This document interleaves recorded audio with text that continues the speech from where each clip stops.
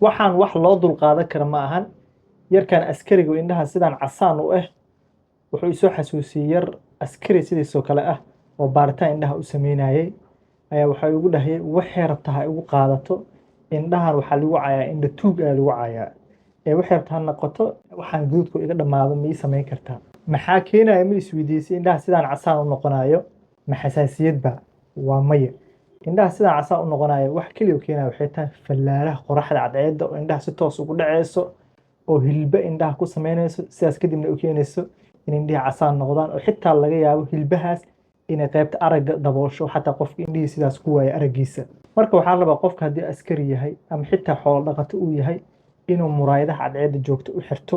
oo fallaarahaas ay ka caawiso si indhihiisa hilbahan ugu soo dhalan waxaan ku talin lahaa askarta agabka la siinayo in ay muraayadaha cadceedda ee qayb ay ka noqoto kulley soomaaliyaan joognaa in lagu caayo lama huraayo oo haddii asdhihaysid afrindhooda lagu caynaa laba inaad kala dooratid mid ee noqonee mid waa in lagu caayo afarindhood ama mid in lagu caayo indha tuuga leedahay adiga ayaa leh doorashada